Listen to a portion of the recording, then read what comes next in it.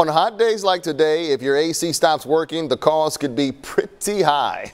But as 41 Actions reporter Mackenzie Nelson tells us, homeowners could be facing an even bigger problem in the future. Mackenzie, what's this?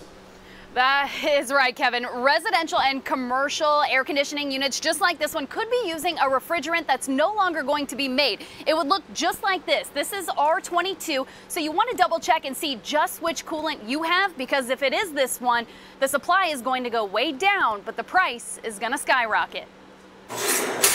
Our call volume will double on a really hot day sometimes. Trying to tackle the heat, Neil Harris service experts have been facing a lot of AC issues. When it's hot like this, a lot of times the electronics get overheated just because they're running really long cycles and high temperatures. Mike Evans says more than 80% of his customers have newer systems. While a lot of calls can be a simple fix, some are much more expensive than others. I would say right now the old one, the R22, is probably about 4 times as expensive as the newer one. R22, or freon, is one type of coolant. It's been around for decades but is being phased out by the EPA.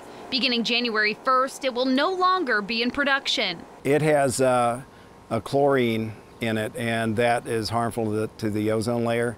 R410A is the newer coolant. Evans says it's more environmentally friendly but can't be used in systems that take R22. If you have a system that has the R22 refrigerant, be budgeting for a new one. Evans says AC units that use R22 could be on their last leg. You have an older system, the average lifespan is about 10 to 15 years.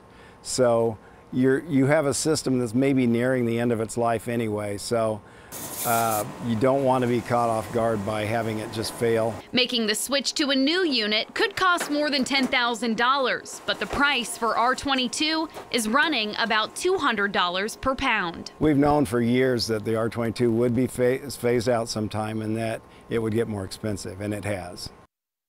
So there are a few things that you can do to prevent problems from happening with your unit. The most important is maintenance. You want to have a professional check it out twice a year, once for cooling and once for heating. Another thing you should do is keep your air filters clean, because that can help expand the life of your unit. Live in Kansas City, Mackenzie Nelson, 41 Action News.